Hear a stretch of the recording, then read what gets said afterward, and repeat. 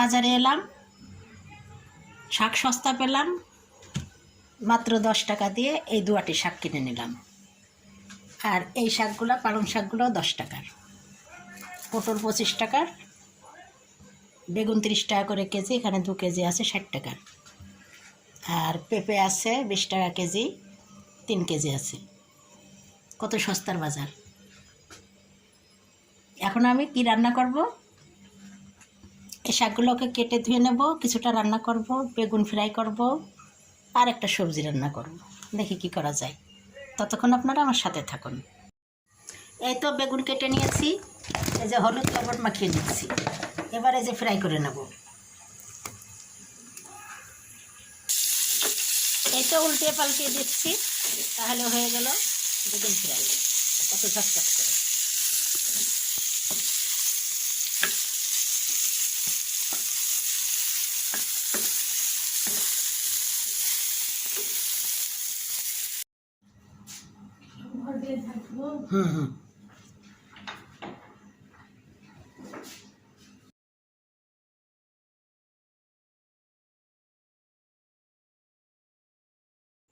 লাউ, মূলা, আলু, বেগুন ও পালং শাক দিয়ে একটি সেই সঙ্গে কুমড়ার বড়ি দিব, দিয়ে একটা মিক্স ভেজিটেবল তৈরি করব।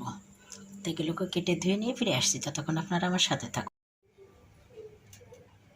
এতে সবজিগুলো সব কেটে ধুয়ে নিয়েছি, সমস্ত মশলা দিয়ে দিয়েছি। এখন বড়িগুলো এই যে ভেজে নিয়েছি এর ভিতরে দিয়ে দেবো, দিয়ে এটাকে একটু ভাবে মাখিয়ে একটু সিদ্ধ করে নেব। একটা সিটি দেবো, ততক্ষণ আপনারা আমার সাথে থাকুন। এগুলো এই যে সিদ্ধ করে নিয়েছি। আর একটা কড়াইতে এই যে পেঁয়াজ দিয়েছি, সরিষার তেল দিয়েছি, এটাকে এখন ফ্রাই করে ভেজে নিচ্ছি। কয়েকটা আস্ত জিরার ফোড়ন দিয়ে দিলাম।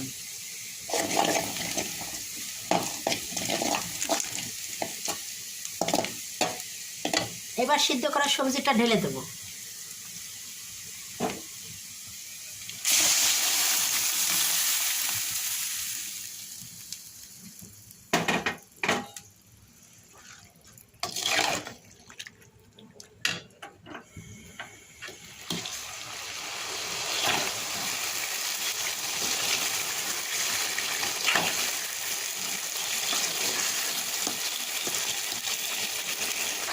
এখন কেটে রাখা পালং শাকগুলো এর উপর দিয়ে দেবো, যাতে শাকের কালারটা সুন্দর থাকে আর একদম গলে না যায়। এদিকে পানিটাও শুকিয়ে যাবে, শাকগুলোও সিদ্ধ হয়ে যাবে, কালারটাও সুন্দর থাকবে, পুষ্টিগুণও বজায় থাকবে।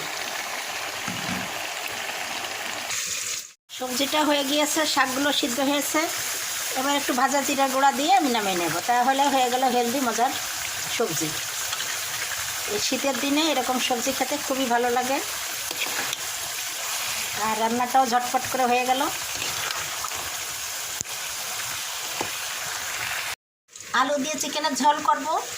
এখানে পেঁয়াজ, তেল, মশলা, গরম মশলা দিয়ে দিয়েছি। এবার একটু পানি দিয়ে দেবো, পানি দিয়ে মশলাটা কষিয়ে নেব।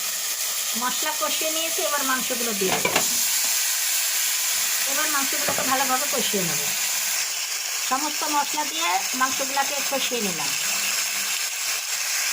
এবার কিছুক্ষণ কষিয়ে নেবো, তারপরে ফিরে আসছি। এই তো চিকেন কষা হয়ে গিয়েছে, এবার পানি দিয়ে দেবো। গরম পানি দিয়ে দিচ্ছি।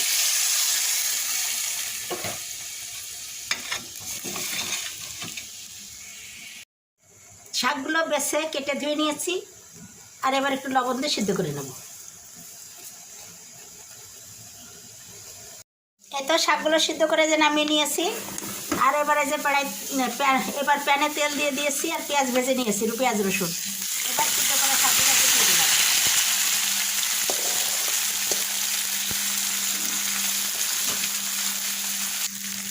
এবার পানিটাকে একটু শুকিয়ে নেব, নিলে হয়ে যাবে আমার লাল শাক ভাজি।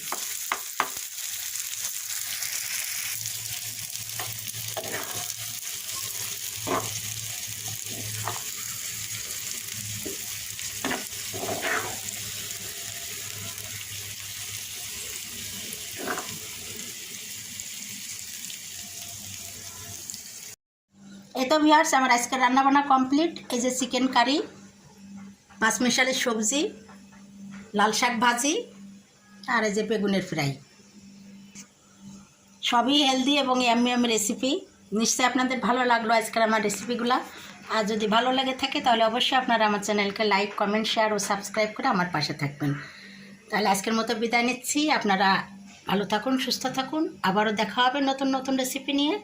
আল্লাহ হাফেজ।